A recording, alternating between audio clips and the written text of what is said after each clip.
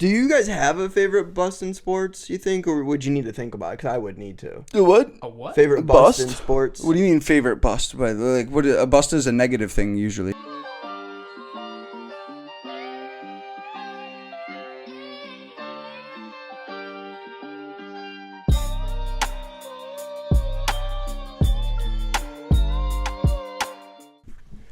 Anyways, you guys want to get started on the podcast? Yeah, my favorite is Joe Smith. Joe Smith. Yeah. I don't know who that is. Joe Smith was the number 1 overall pick in the 1995 draft. He went to Golden State, but this is where things got interesting because, one, he was the first overall pick, so he's supposed to be super good. He averaged around 18 points. You know, he was kind of in the high teens. In college, you're talking about? No, in NBA even. Oh. So he was doing good. However, he then...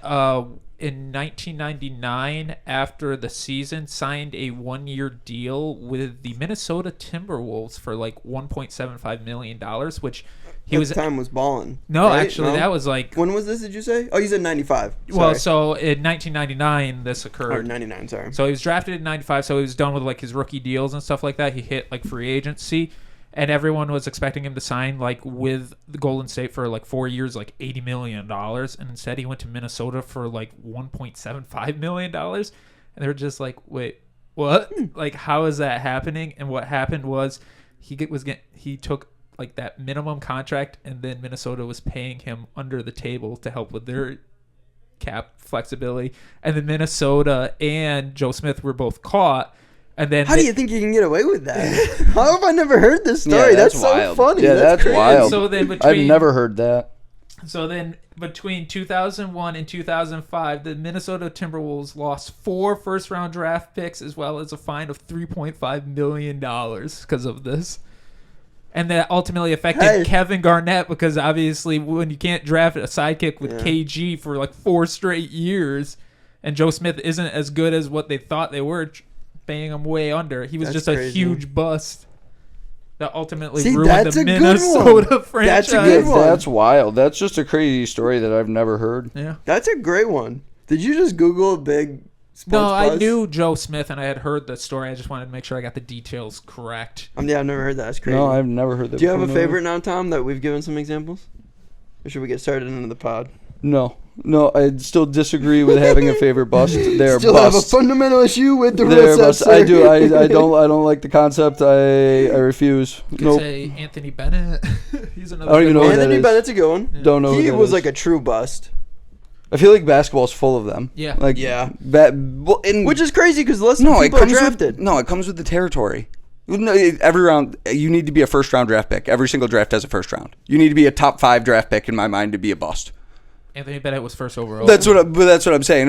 In every draft, so that's where in basketball you have just as much chance as any other draft. Basketball's harder. I think it's because you have the longest playing. A lot of people would disagree with that. The longest longevity of careers in sports. You can be old as hell and still be on an NBA roster.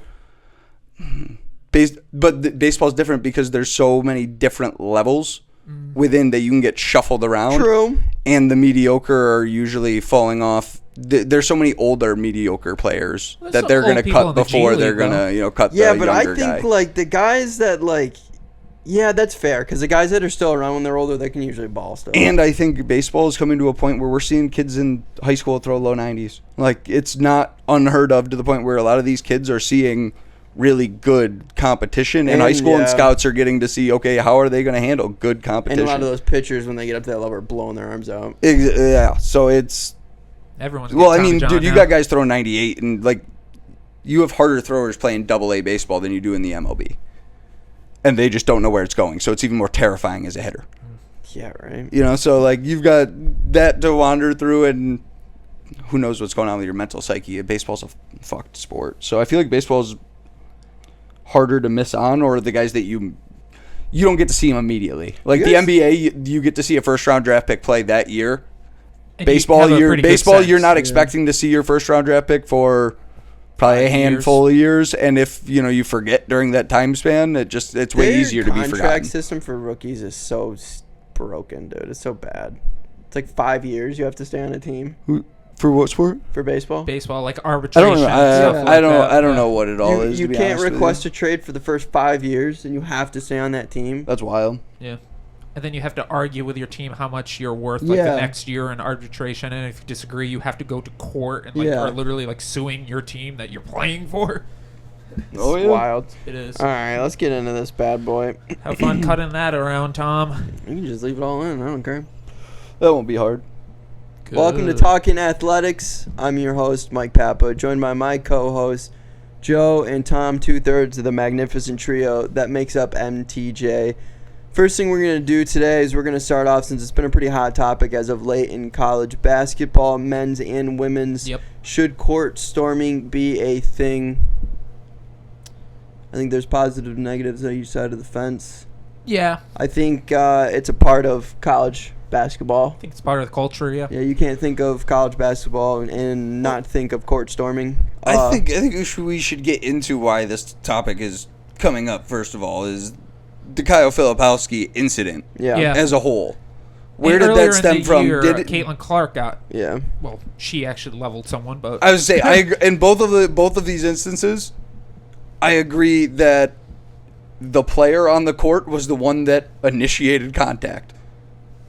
I believe Fair. that Filipowski, I believe you go back and you look at the film, sticks both arms out, unlike I've never seen anybody walk, both armed, and his leg out extra far comparatively to the step that he took beforehand, trying to make contact here.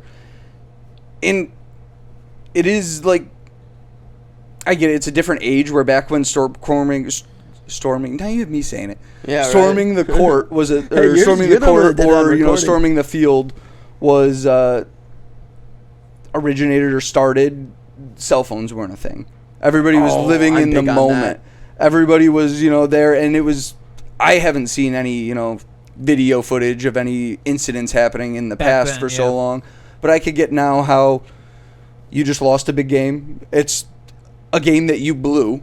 That's why this court is being stormed, and now you've got kids your age sticking cell phones. Oh yeah, in your that's face. my biggest issue with it. That is the downside of it. right. But I think Kyle Filipowski was mad. I think he Yeah, was 'cause he upset, just lost, yeah. and he was looking for a way to release those emotions, and was going to make contact there. And this kid came in with a little more speed Than he anticipated. and he did. He got knocked down. The real hero of the story here, the grad assistant. That grad assistant boxed out Yeah. like 5 or 6 other Yeah. college students that were storming the court, and waited for 3 or 4 like assistant coaches to then come, and they ushered him out. But that grad assistant, he is a hero. Damn it. Free tuition. Get that man Nothing free tuition. at the end of this. If Kyle Filipowski doesn't stick his leg out or arm out and make any contact with that fan, I don't think we're having this conversation. I do. You still think we're having the conversation? I think that situation was absolutely unavoidable, but I think he didn't do anything to help it.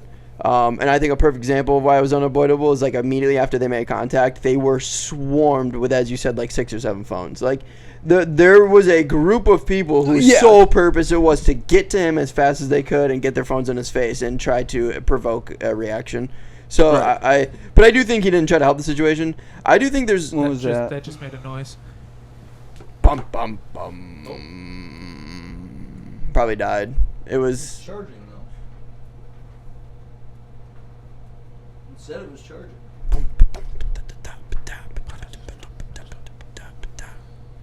Technical difficulties. I was talking about when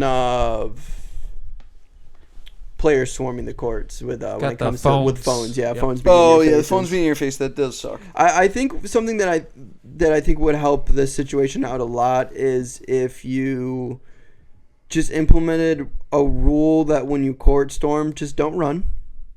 And that's really all you would need to do, because I think there are enough Make it cameras. a court drizzle. Yeah, you make it a court drizzle. I think, like, and if everybody could swiftly move, but like you have enough cameras in there to where if you really wanted to, they could find every single person who stormed the court if they really wanted Or to. maybe they could have like the security run there first to get the players. No, or off. you have to just get rid of it, because think there's Jay not Billis is wrong. there's not enough security that can stop a crowd. I'm sorry, there's Agreed. just not. Okay, did you see what Jay Billis No, said? what'd he say? He said that, I think it was Jay Billis. I mean, correct me if I'm wrong, if somebody out there knows of who it is. They said that what we should do is lock the doors, tell everybody in the stadium that they were being detained, and cite the 14,000 or however many people were that's there. extreme. I said that is absolutely ridiculous. Yeah. Yeah, that's extreme. And This is a part of the culture, college culture. yeah, especially when something like that. So you do have conferences that the ACC I think is the only Power 5 conference that doesn't have a fine. yeah, Right. Or For- anything. They have nothing. They on have it. there's no fine for storming the court, which I would hate to see it get completely banished, but I agree that banned, there should be some form of set rules. I did see one coach that had suggested some other things. Maybe you send your players up into the student section after the win. Don't bring the player. Why are we bringing the craziness of the student section onto the court? Yeah. Send your players up into the student section. Let the craziness be where it should be, in the student section. And those players, you're going to have the same people around surrounding your players going crazy. Doesn't change anything other than there's stairs, and hopefully, no one goes crazy and pushes any of your guys over. I think sadly, no matter how we feel about it, they're gonna get rid of it. I agree. Well, I think though, I think it's not. I think there are ways to kind of better manage it. Obviously, like when it's a game winner, it's a little different, but obviously SU versus North Carolina was a perfect example. North Carolina saw that they were down, like 5, and all of a sudden they fouled them, and everyone's like, why are they fouling them? And they did it so that when SU made that second basket, they inbounded the ball, went down to the other end, and was just immediately by their locker room and was like, okay, Be smart we got to about it. get off. Yes. Yeah. Like I said, I think there's certainly ways you can kind of somewhat help it along. Obviously, it's a little touchy and harder when it's like a game winner, because then you're playing hard defense and you might be on the opposite end of the court. But Yeah. obviously, in the second half, as you've always seen, like the visitors are always closest to their locker room. So if it's not a game winner, do what North Carolina did: foul, get that ball back real quick, get across that half court, and then what's coming, and just get off that I floor. agree with you completely, and you going even further into it now that I've thought about a little bit more of what you had to say, is I would hate to see it gone away with. And like you said, there's cameras on everything. Yeah. Everybody should know that in this day and age.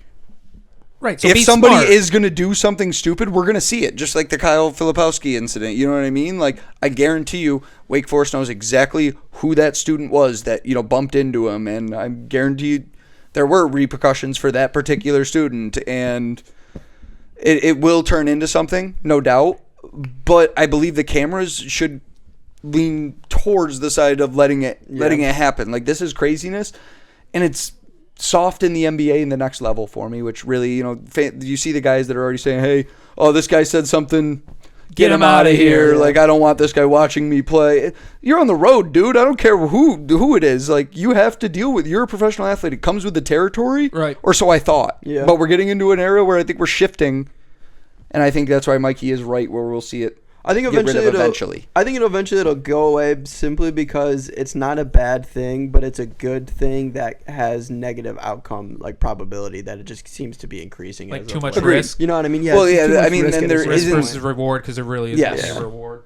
And I do think I kind of to go a little bit against of what you said with the whole game winning thing. I think game winners should be the only time when it should be allowed, because that's like a game winning upset against a huge opponent is like everyone's emotions are through the roof. You know what I mean? But I'm just saying that there's a lot more risk. Like There you're is more seeing, risk, though. because Yeah. obviously they're on the far end, and to get all the way to their locker room, they now have to go through 2,000 people who are storming the court. You're on the completely opposite end. That's why I'm saying it would just be hard to control that. Where the other ones, where like I said, with North Get more Carolina, grad SU, assistants. That's the Yeah. solution. If we had more grad assistants out there laying kids out, protecting their players, this wouldn't be an issue. Well, I do know, like I said, 'Cause that I- other that like grad around the assistant was horn, wild. like it might have been Woody Page or J.A. Adonde said, what you can do is go get security guys onto the floor and immediately just surround them, and then just kind of be like, okay, I can't remember. Yeah. kind of like what they do with rock stars and Taylor Swift. there was where it's just somebody- okay, I don't think it was yesterday. I think it was Friday night's game potentially. Maybe it was a Saturday night game.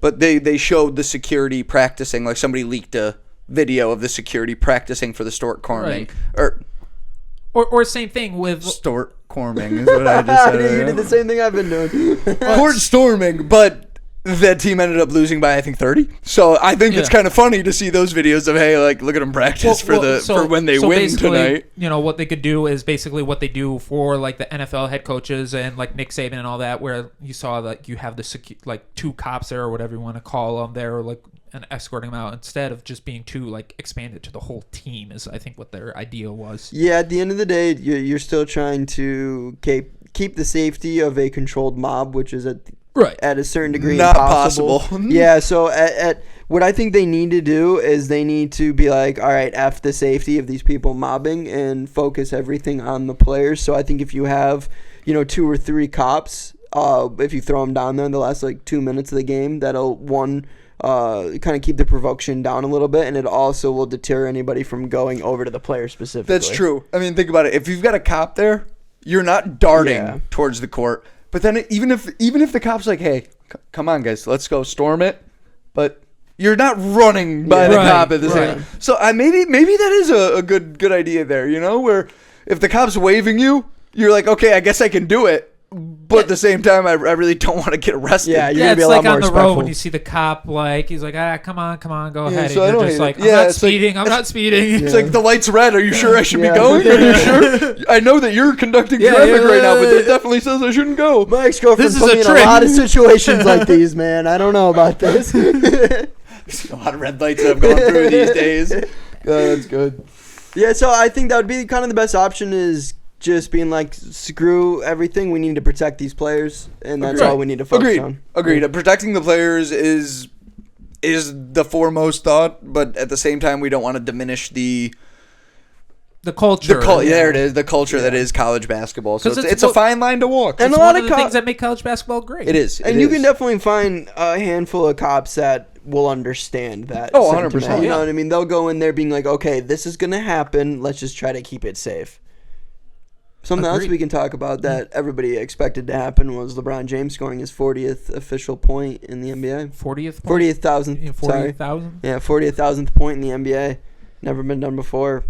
Youngest ever to do it. Youngest ever. But But that would go with the territory. I know that was a joke, but he was also the youngest For to the score the 30th, 1, 2, 3, 4, 5, 6, 7, 8, 9, 10, 11, 12, 13, 14, 15, 16, 17, 18, 19, 20, 21, 22, 23, 24, 25, 26, 27, 28, 29, 30, 31, 32, 33, 34, 35, 36, 37, 38, and 39,000th point. I hope that was worth it. It was. I hope that was worth it. It was. Because I was like, he's committing. He's all committing. of those MJ fans that may be watching this got so mad that I was that petty. Unnecessary. He's incredible, man. I mean, we all knew this was going to happen once. Yep. You just said he was on pace for it. That's literally what he's been on pace for it this whole time. So it's not a shock by any means, but it is another milestone that should be noted for the King. Yep. He's played for 20 years. It's me and Joe. We all three were talking about it before it started. We were talking about how if a player entered the league next season and wanted to score 40,000 points, they would have to average a little bit over 24 points a game, play every single game, and play for 20 seasons. That's incredible. Yep. And everybody complained about him taking rests. I guess we know why he's been resting Have a longer career. than everybody. Well, not everybody, because there are other players that did play 20 years, Joe. But what's Like Kevin something Garnett. that's a little bit different between all of those players, illustrious players, I may add, a lot of Hall of Famers, I may Vince add. Carter, yep. The difference between those guys and LeBron is that LeBron averaged more points than them. Yep. He averaged more points than they averaged per game in the fourth quarter this year. But if you want to take his entire game stats, he's averaged almost 20 points higher than anybody's ever averaged in their 20th season in the NBA. I think Vince Carter had the highest with like 8 points It's like per game. 7.9, I think, yeah. That's incredible, dude. Yeah. He's amazing. It's getting hard to argue against him. It certainly is, but there are still people. But I that understand will. why a lot of people do. Yeah. A lot of people don't like him as a person, which is fair. Not going to like everybody. Right. It's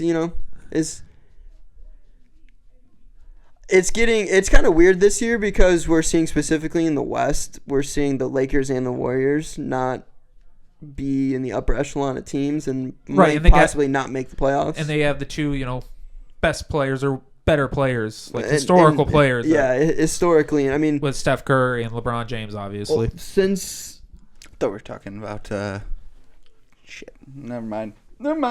Okay. I lost his name right as I started talking. But yeah, so LeBron, I mean, since MJ, no one's really exploded the game's popularity in the way that Steph and LeBron did. So this is really weird. Yeah. It's really weird. But I mean, also, the age-old saying is Father Time is undefeated. So that's kind of how she goes. I think what we should be more excited for is the fact that we still have them. Yeah, and they're still playing at elite levels. Yes. So even though we're saying Father Time remains undefeated, they haven't defeated Yeah, them, they're going individually yet. They're going all 15 rounds with them, that's for Yeah, sure. because right now it's really more team-based than actual individuals. Yeah, that's a very good point. I mean, the Warriors and the Lakers are as a unit are definitely what's holding them back, not LeBron James and Curry. Yeah. not the 39 and 35-year-olds.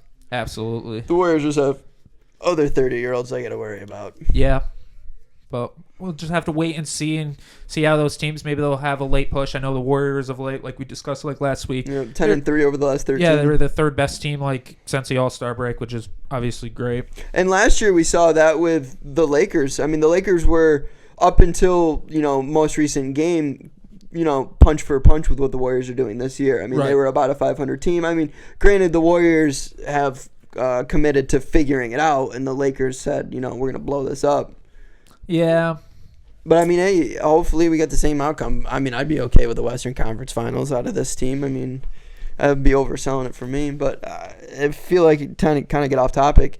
Celtics #1 team, again.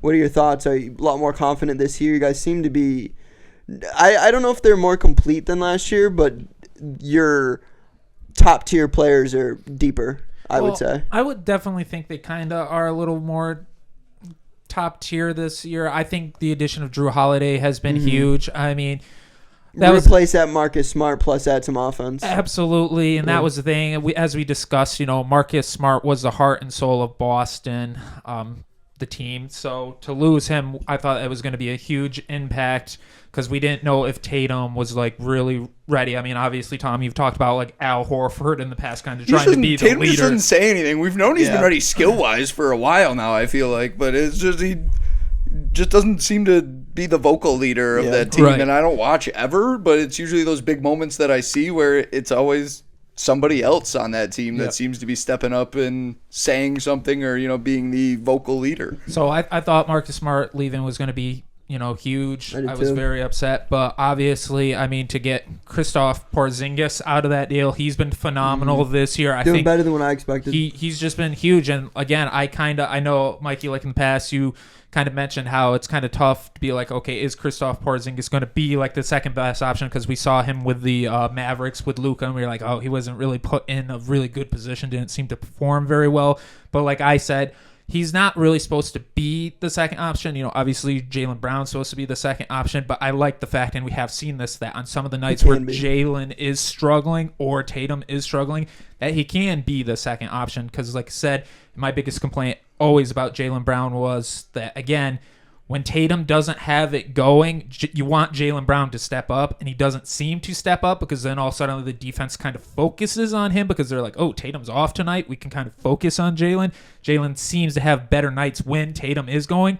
But now we're actually seeing that when Tatum has been having bad nights, that Jaylen can step up because now they can't shift their focus because Kristaps Porzingis, KP, there is we still have to think about him as well because he's been super efficient this year. I think that was a vastly underrated move that I think we underestimated when that occurred when we got Kristaps Porzingis. Yeah, I agree, and I was on the opposite side of the fence when we were questioning if Kristaps could be that guy. He's played a lot better than I expected.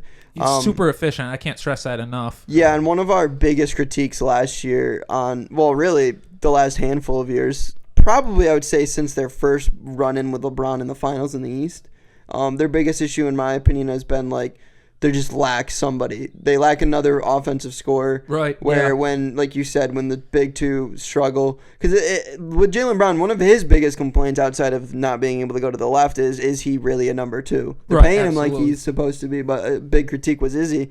Now he doesn't have to be as much, so it makes his job a lot easier, even from a mental side. He's not as relied upon, but he knows he can be relied upon. Makes it a little bit easier for Kristaps because he's as we said, struggled when he's demanded to be a top-tier guy on a team. And then you're bringing in Drew Holiday. That's just an experienced veteran who's still a top-tier defender. He has a championship with the Bucks. He's a great point guard when it comes to being a point guard, and he's a great defender. Any team will welcome that, especially when it's a veteran and a champion. And I think Derek White with Marcus Smart leaving, Derek White, dude, got to come in and kind of have even more of a voice. Kind of hard to overpower Marcus Smart, again, heart and soul. But I think since he left, kind of has...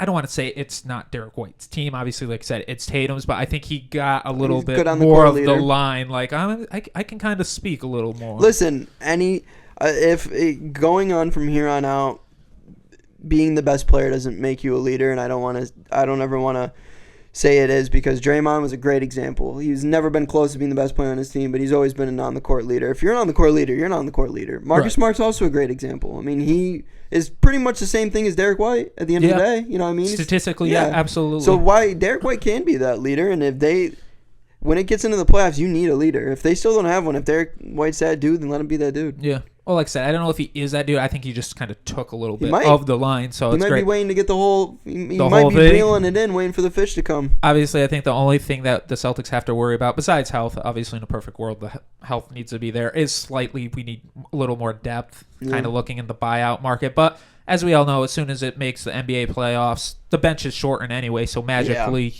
that depth really doesn't become a huge, major issue once the playoffs actually start. How's the coaching going to do once you get into the playoffs?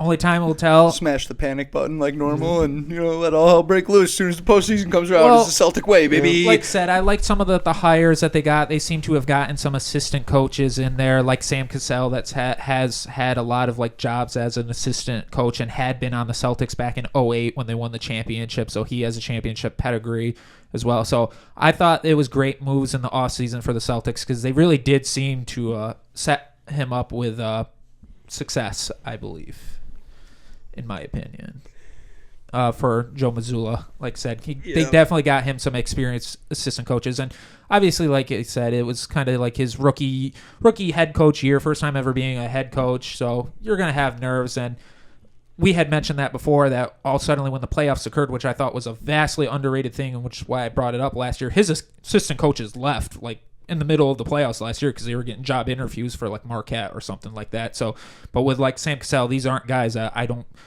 knock on wood. I mean, only time will tell. I don't think is going to leave in the middle of the playoff run because they're going to have head coaching gigs for college or other NBA teams, which will help. So we'll still have a good unit because again, coaches rely on each other. If you guys crumble again, who do I blame? Way to make it sound great, Way to really ease that blow, huh? Oh, gosh. Who do I blame? So if it all falls apart again on you. Well, I think obviously... I just asked because I've never been able to think about it like that because my team hasn't. I mean... Right. That's true. The Celtics, I feel like every year come in as a potential favorite to come out of the East, if not the favorite to come out of the East. So, and then for some reason, one way or another, it doesn't happen. So I get what you're saying. It depends, obviously. Like I said, time will tell. If all suddenly some people go down with injuries, if there's no injuries. Easy scapegoat is injuries. Is there a matchup that you're afraid of in the East?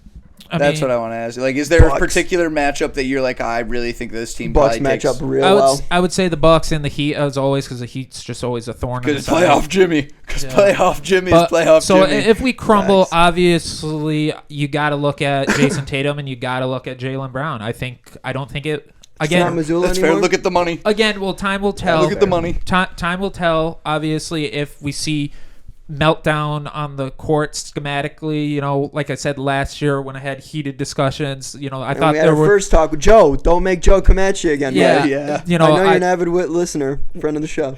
Like I said, I want to see what adjustments he makes in the playoffs. Show him the jacket, Joe. We mean business, Joe. Joe knows the history. Joe knows. All right, go on. Sorry. Continue. Don't be a foe. Vote for Joe. That's right. But yeah, so I want to see what kind of adjustments he makes in the playoffs. Hopefully he makes correct ones and he doesn't put him in a position, to lose, but at least keep it even and hopefully to win. So if it's like that, then you got to look at Jaylen Brown and Jason Tatum. Yeah. Obviously, Tatum, Brown, they're in their mid-20s now. I know it's hard to expect that. I know a lot of people online have been saying, well, that's just unrealistic expectations. Again, they're only 25, 26. Yeah, but they've been in 6 years, dog. Exactly. And constantly make the Eastern Conference Finals and the finals, one time. You're halfway through a normal NBA career. Yeah. No, A normal, yeah. no, I would say a veteran. successful NBA career. Yeah. If you can last 10 years in the NBA, you had a good stint. So, yeah, and they're, like I said, been in there 6-7 years. And one of them was at, I don't know if he still is, but at one point the highest paid player ever. So. Oh, yeah, Brown? Yeah, He Jalen. still is, Yeah, right? he is. Yeah, okay. Yeah. So, I mean, yeah. So, like Tom said, you kind of got to follow the money. Respect Dubs. But that's the thing, If though. you can't point the finger at the coach, you were definitely looking at always why the money didn't bring us Well, a that's dub. why, like It's I always a said, you paper got to trail. see what Always, happens. always. But Agreed. Yeah, my no, there's- anticipation is you would have to look at Tatum and Brown and not the coaches based on what. No, but I has get what you're saying. If position you he's can, been if you put can look in. and say, "Oh, clearly, I don't know what we were doing with this defensive scheme. No wonder we Yeah. lost the game." Then yeah, I get what you're saying. So it makes sense. It makes sense where you're breaking. We that really down. are on two opposite sides of the fandom right now, man. Like, I'm just happy to even have a chance with the playoffs. Like, Well, yeah. With this core, like, different expectations. Yeah. beating you guys was that the team can do whatever they want with this I think core. you even said that like Yeah. when you won. I was like, I don't care anymore. We can do whatever we want. They earned it. We'll give him everything. Clay, he can stay as long as he wants. You can pay him 45, come off the bench. I don't care. As long as he doesn't play like he was when he was starting. All right. Yeah, Right. that's true.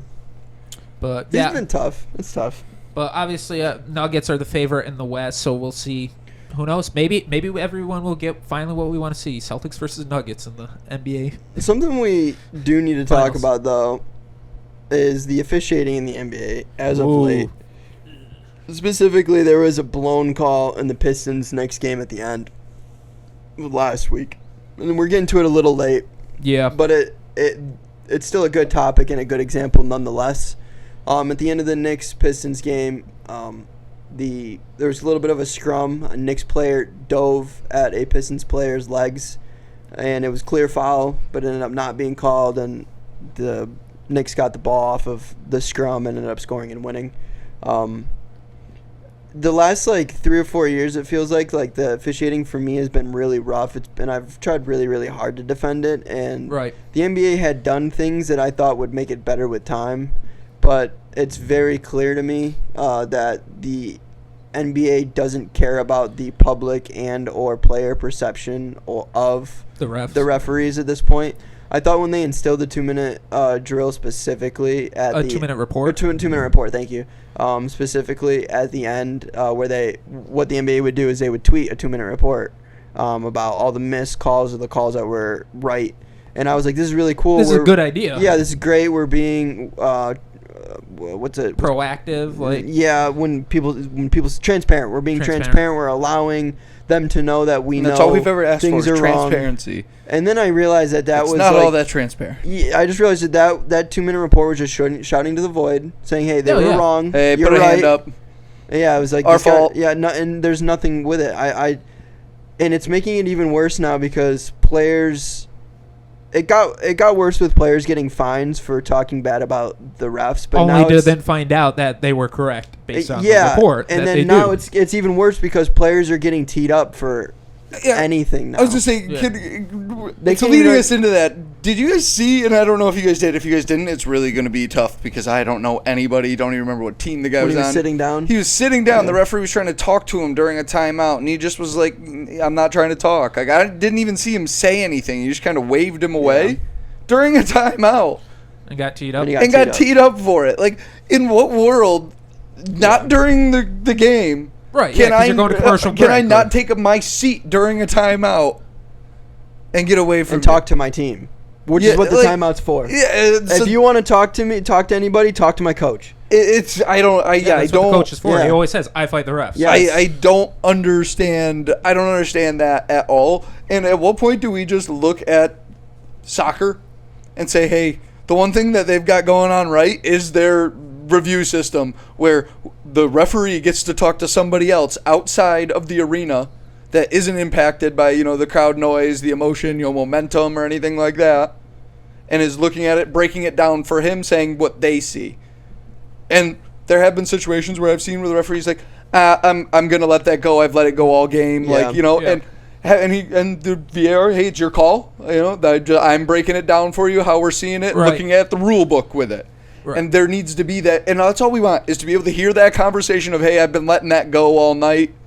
I'm Yeah, gonna let that's- it go. That's all we've been needing to hear. Yeah, is 'cause that admittance of it is a foul, but I've been letting it You go all can night. break the rules We're if you're trying to be consistent. Yes. Yeah. Yeah, that's all, and that's all we want is transparency. I Yeah. want the referee to explain to me why he is seeing and calling the reason that he And- is, and I believe that we should be able to get that during that game time there.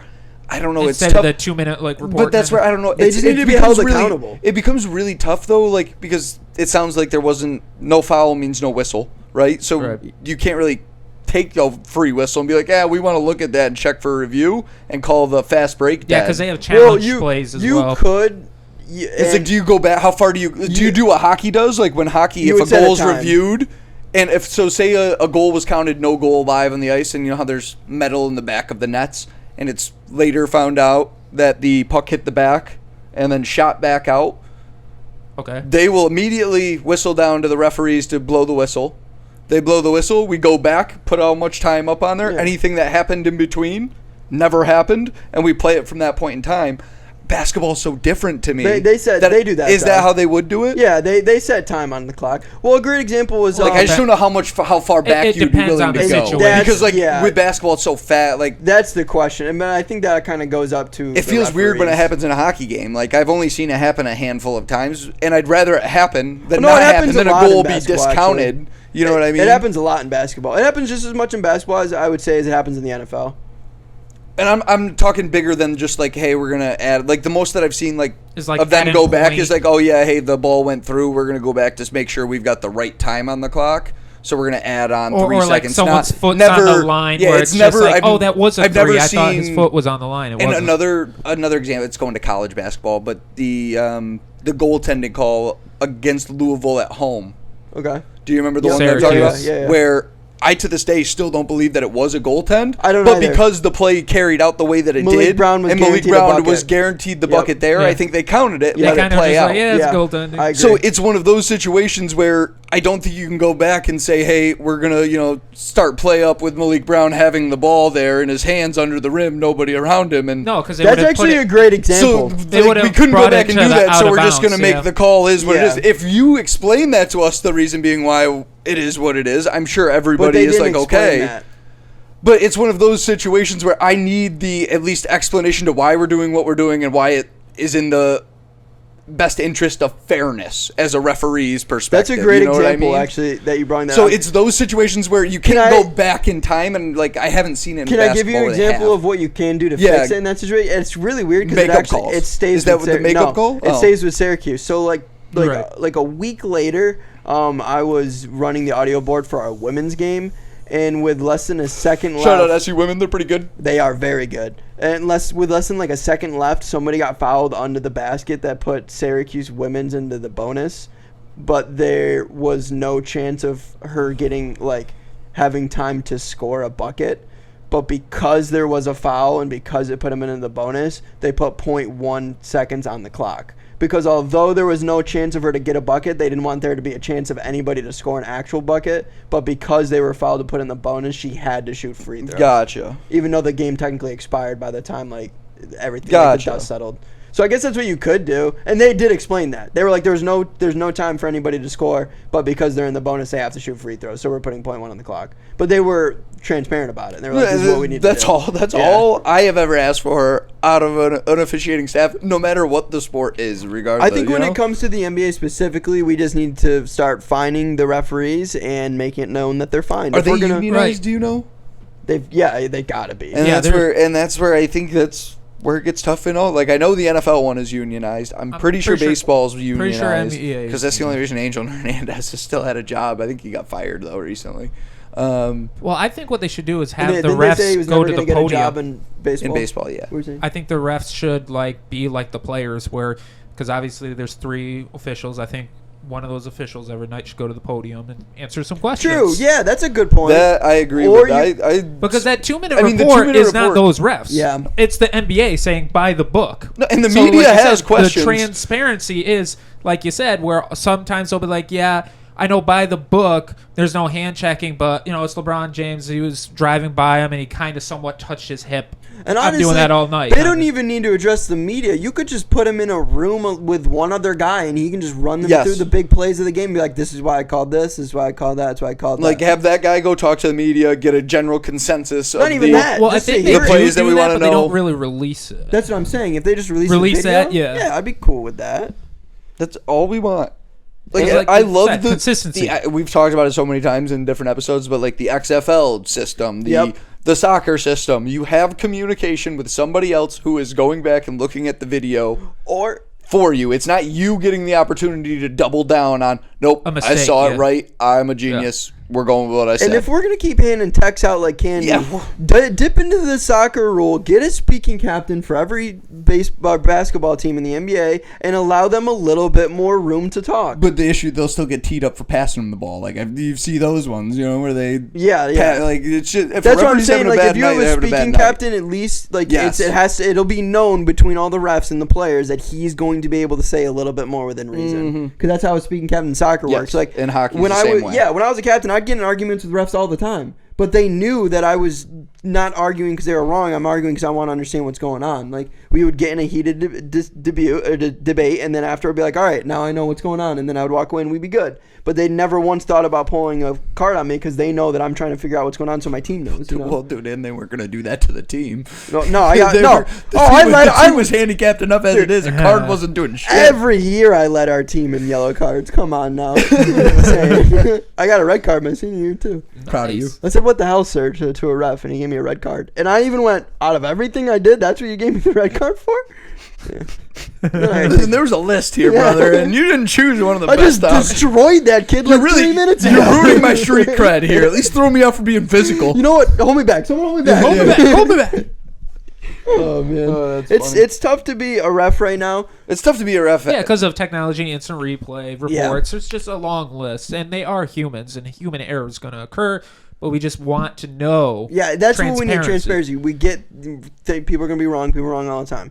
Just tell me why. I'm not going to be happy about it, Tell me at least why I'll you understand. believe you're right, and I'm good with that. I'm good enough with that. And then, like you said, sometimes because they're humans, like Tom mentioned, there are makeup calls. All of a sudden, you complain to the ref saying, like, look at the free throw differential. Literally, Toronto versus what? The Lakers, I think. Yeah. LeBron James, the Lakers had over like 28 free throws, and Toronto had like 2. It's just like, okay, that's a little ridiculous. I mean, in fairness, I mean, come on, got to throw him a couple. Throw a dog a bone here. Yeah, no. I know it's LeBron James, but it's a little lopsided, buddy. It would be great to be able to get answers to these questions. Yeah. And right now there's no system where we can. And that sucks. The system is the 2-minute report saying, no, the refs were wrong. Like you said, shot into the void. Yeah. And the refs don't tell us why they thought, why they were correct. And something we do have to remember, though, at the end of the day, in their defense, is not every referee is going to be full of gold. They're not just completely made out of gold. But something that is now is Kirk Cousins' mouth, because he's rocking that grill, people. Dude, Kirk Cousins iced out, dude. Yeah, dude, got that grill. Kirko! Oh, it was looking terrible, but it was cool. But even who called him out on it? It was I think Justin Yeah, Jefferson? he said we need to get him diamonds now because diamonds look. I think grills look goofy, and I'm not a huge fan of them. But diamonds look way better than gold ones do, in my opinion. If you're getting a full mouth grill. But I think though he's got that gold chain, so maybe True. that's what he was thinking. Maybe. I'll I put didn't my even think gold about chains that. on, got my gold grills. Yeah, we need to go diamond, Kirk. It's We gotta go Is it Costco? fashion. It's not Costco. It's Kohl's. Kohl's Cash. That's what it's It's his Kohl's cash chain. Yeah, that's it's his right, Kohl's yeah. cash chain. Yep. I was like, that's exactly what it is. I knew there was the reason I knew the chain. It's just another reason. Kohl's cash chain. It's really cool to see how there's always a huge narrative when he's on the field about his inability to perform in prime time. Yeah. But when he gets off the field, I feel like every fan loves him. You know what I mean? Like, I've never met somebody who genuinely. Well, because how do you hate that guy? Yeah. He's the most religious quarterback that I think I know Tim of. Tebow?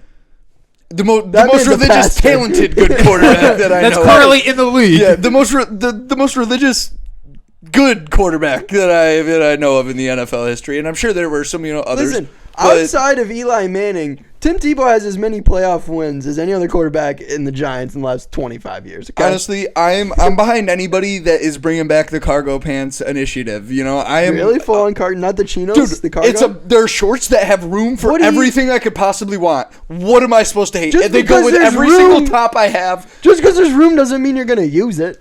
But if I better need to, rather have it than not. thank you, Have Joe. you ever though? I got picked on when I wore cargo pants. Have you so, ever? know, Here's the thing: cargo shorts, I put things in the pockets of. But have you ever put anything in cargo pants. Shorts or pockets? No, cargo pants. Actually, we can draw the lines at cargo pants, but let's. But Okay, that- I'll get on Zippables? board. Zippables?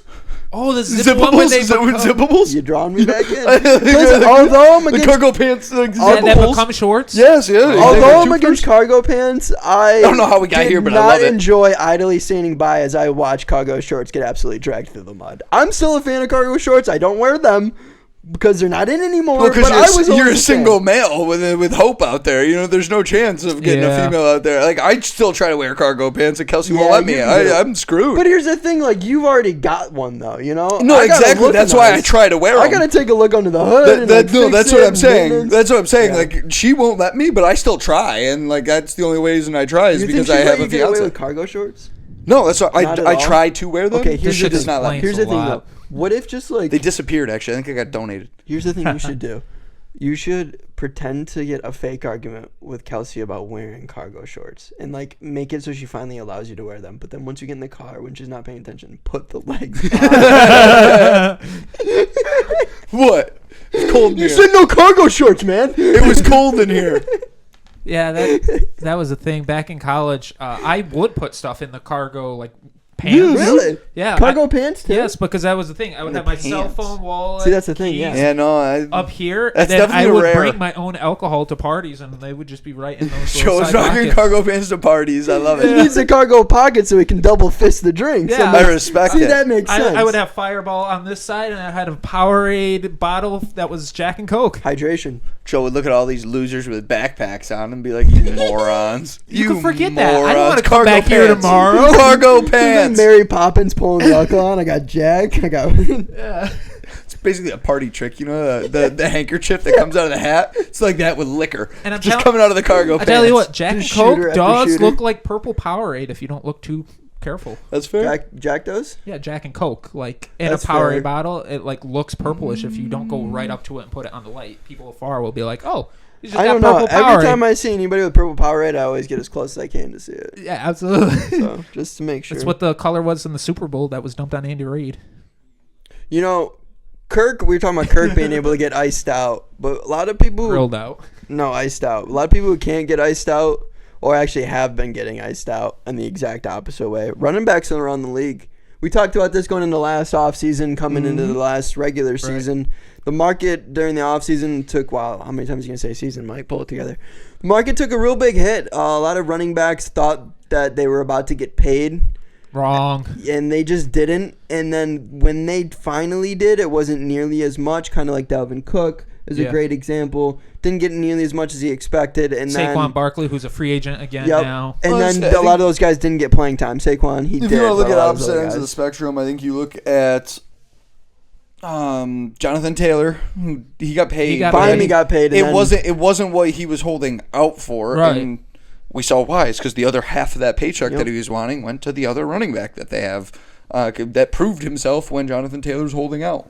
But then What, Zach you've got Moss? Dalvin Cook on the other side. Moss, yeah, because they gave Moss a fat bag during the middle of the season too. So, but then you look at Dalvin Cook and you're looking at a guy that's He holding didn't out, do holding out, anything, holding yeah. out, and then didn't get any touches, and now isn't Might not even worth be on a like you team. know what I mean? How are you gonna argue for even half the money that you were arguing for Yeah, there's beforehand? a lot of good. I mean, Tony So it's a Pollard's a gamble. free agent. Derrick Henry, Saquon, AJ Dillon. There's a lot of people that played a lot last year. Yeah. That will be I- intriguing to see. I think we're just seeing the evolution of the run just continuing to be phased out. Not being phased out, but the importance and reliance of it to be phased out. And I think we're starting to see it take another step further than what we saw last offseason with Alexander Madison being like a... Oh, yeah, he got caught. I saw that. Within 1 year of being made the number one back, they're already giving up on him. After years of having Dalvin Cook being behind Dalvin Cook, waiting his turn. Yep. Like Alexander Madison waited like 2 or 3 seasons to get a shot, and then after 1 season. Now, granted, he didn't have he didn't have any rushing touchdowns in 180 attempts. Yeah, no. That is wild. I don't care how bad of a season you're having, how rough it is, how bad your team is. And 180 times you can't accidentally score a touchdown once. That's crazy. Was it in the handful of fumbles in the red zone as well. Like you lost touchdowns for your team, then you scored way more than you scored. So like he's one where it's like, yes, in this running back world where there's so many people available, we are going to upgrade here. Everyone's realizing you can get that low to mid-level guy and have just as much of an impact. Or really not even upgrade, just stay the same and just grab someone cheap from the draft. Well, they signed somebody towards the tail end of last year too. I can't remember who. It was an older running back that was still on the. Came from the Rams. Akers. Cam Akers. Cam Akers came from the Rams. So they have Cam Akers. I believe he got he's injured still signed. though. Oh, is he? He got injured, but obviously he probably will be the starter. I think he's still on the roster Yeah. for him. So I know they still have him, but it is. Hey, they'll probably just draft someone in the 6th round and be like, okay, but think we're about not losing much production. If they could land one of the guys that you just listed off, put Derrick Henry in Minnesota. Really, you know what I mean? He's old though. He's in his 30s. I'm just looking for a big back that can get us a consistent 3 yards. You know, you're not looking for the home run plays, and you're looking for somebody to pair off with Akers. You know, so you're just looking for somebody that can add a little bit to that running game. Because if they're going to bring Kirko back. I don't know because Kirk's a free agent. That's the thing is you don't really need to add. They've got a lot of question marks of where they're going with the team. You don't really need after you give me 180 carries and 0 touchdowns. You're telling me I don't need to go to find anybody to replace you. I just need to try to have other people on my team do your job. Yes, I mean at that point, like anybody on that roster can give me what you gave me. That's what I'm saying. Like this team was. I can get you 0 touchdowns. But this team was close to making the playoffs after losing Kirk Cousins. After losing Justin Jefferson, they finished 7-0 and having 0 touchdowns from their starting running back, and almost made a playoff. Like that's kind of crazy. In his defense, the Vikings only had 7 rushing touchdowns last year, and 3 of those 7 were from Josh Dobbs, who only played in 5 games. So running is obviously not a huge. Josh Dobbs played quarterback. Yeah, just for those of you who don't know, it's not a huge. He's an astronaut too. He's genius. It's not a huge focus of their offense. It literally took a rocket scientist to figure out how to run the ball with that offense. Yeah. It took a rocket scientist to figure out how to get productive run plays together with that offense. So this might not even like we kind of went. Me particularly, I went a little hard with him not being able to get a touchdown last year. But they obviously don't scheme to put a focus on rushing touchdowns, so it might not even be his issue. If I remember correctly, he averaged a little under 4 yards a carry, which is pretty solid from a starting running back. And any team would be fine with not bad. Yeah, any team would be fine with their starting running back doing that. They just probably cap hit was easier. So they just figured we can do what we need to do with less right now, so let's just make that happen and save some money. Because like I said, you can just grab a 6th-round draft pick. And it will be interesting to see because there's multiple ways Minnesota could go. I mean, you re-sign Kirk Cousins, try it all over again, or they could just, like you said, move in a different direction, try to draft a quarterback. It will be sign a quarterback. Can I say something real quick before you do that? And we're also seeing right now more than ever the last handful of years with teams like the Steelers, with the Chiefs, with the Cowboys, with the Vikings last year, that 2-back systems are seeming to be more successful than a heavy one running back reliant system. So agreed.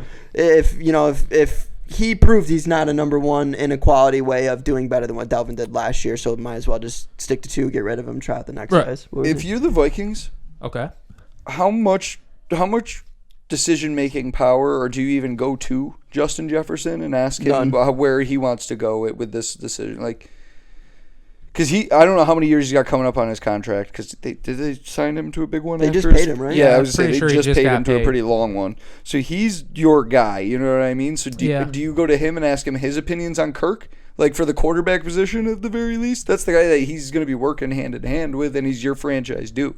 You want a 21-year-old deciding the? No, I don't. I'm not going to him. You know what I'm saying? I'm saying if I'm between 2 guys. If I'm between, if we're between going after Kirk, give me another free agent quarterback. Like, give me or somebody doing Free agent, I'm like sticking with Kirk. Like If- Russell Wilson or something. Yeah, like if you're in between the two there, where Oh, then that yeah, that I I would think stick is with fair. You know what I mean? Like I Yeah. feel like it's a comparable. You're not really sure as an organization. Do you go to Justin and say, hey, you and Kirk, how are things? Like, how's the relationship? Do you want to? Didn't Brock Purdy get cut as well? So Brock Purdy's like a free agent. Or not Brock Purdy, sorry, Jimmy Garoppolo. Oh my God! Okay, How did we miss that? No. I meant Jimmy I'm gonna Garoppolo. put some cricket noises or something in there. Maybe some dramatic music. I don't know. Like we were both. Sorry, they're stunned. just so interchangeable. Yeah, right. I mean, they pretty much are. Sorry. Yes, they did. They Jimmy, did. so No, there's no. another guy. Yeah, they did. Because But, he's suspended 2 games too. Yeah. So that's where you have options out there where Sorry, Brock didn't mean it. I think the most I think the most expensive price tag is gonna be Kirk for those 3 options there. If you're choosing between any veteran right now and Kirk Cousins, yeah, I'm not saying draft wise. I- If you like somebody in the draft here, which I Go don't for think him. it's a good quarterback I don't draft. either. I mean, unless you get a shot at taking the Drake May, which shouldn't be there after the first 3 picks. yeah, if I'm picking between a veteran and him, Or Sam Hartman. I Notre am Dame. heavily going Great hair.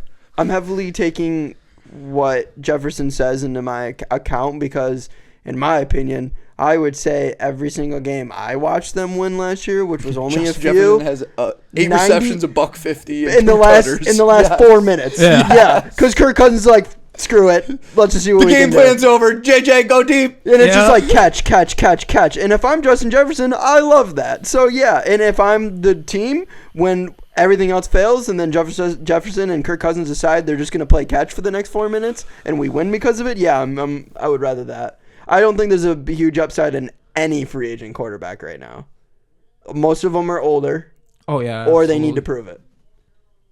What about Agreed. Baker? Kirk Cousins What is about older Baker? and has kind of proven it. Is Baker free? I didn't think Baker was Yeah, free. There's a free. free agent. I think Baker wants to stay in Tampa. I think he wants to stay where anybody wants him to be a starter, and I think Tampa wants him right now. Because he's really not bad. Made the Pro Bowl. You know what's craziest thing about him making the Pro Bowl? A year ago, he was taking snaps as the practice squad left end for the Panthers. Yeah, but that's the Panthers. That is crazy. That is how bad the Panthers organization is as a whole, dude. You had a Pro Bowler playing practice squad left end. Oh my God. And you had PJ Walker playing quarterback. I'm sorry. I got off on a tangent there. That's really all we got today. So you don't need to be slandering PJ Walker like that. I He had a know. great XFL career. Oh, You're right. absolutely. Yeah. He was wasn't- sick in the XFL. It wasn't his fault he wasn't that good in the NFL. It's the Panthers' fault for playing him. Well, I mean, it probably was a little bit on him, because he wasn't taken in the NFL originally. So there probably is some talent aspect to that. But Oh, and don't forget. I'm a PJ fan. That's the only, Don't forget maybe a Joe lot of money in the Flacco's a free XFL. agent too. I wonder if Justin No. Jefferson would love to be Nope. with Flacco. Honestly, maybe because Joe just seemed to be hucking it up. That seemed to be That's true. what he He wanted said to we do ball. in Cleveland. By the way, before we end the pod, go Peacocks. Oh, and before we end the Covering the spread today against the Manhattan congratulations, Jaspers. Caitlin Clark for passing Yes. Pistol Pete Maravich, Yep, all-time that is scoring record very in the much NCAA. One left to go. One left to go. Yep, you know her name. You found it last time too. No, she passed her. The Lynette. No, she passed her Oh, before. I thought Lynette was ahead of Pistol Pete. No. No, I saw Lynette was happy about it though. I'm really happy for her though, and for all of the haters out there that say, Pistol Pete did it in 3 years, so it's more impressive without a 3-point line, which albeit is pretty impressive. In 20 years, no one's gonna remember that, Yeah. and everyone's gonna remember Caitlin Clark. No. I will make sure people remember Pistol Pete. He did it in 3 years. That's It is insane. impressive. 3 years, no 3-point line. That's stupid. It is very impressive. By the way, I looked it up and I was correct again. Freshmen just weren't played. That's what I thought, So yeah. I did look that up. He wasn't allegations or an NCAA suspension. It just was back then again, quote unquote. Did you? That's where I could have sworn that's what somebody. The yeah, he was article I ledged looked for up. being too good at basketball. Scoring 44 points a game. Yeah. That is impressive, man. All right. Thanks for joining us for this week's Talkin Athletics with MTJ. As always, we got hosts Joe, Tom. I'm your co-host, Mike Papa. That's a baseball bat. We'll see you next week. Make sure to like, comment, subscribe, share. Tell your mom, tell your dad, tell everybody about it. Your cat, your dog, the neighbor, Cousins, aunts. the Yeah. truck driver that drives your kids to school, or the one Bus that picks you driver? up for school. I don't know. Have a good one, though. We'll see you next week. Thanks for coming. Bye.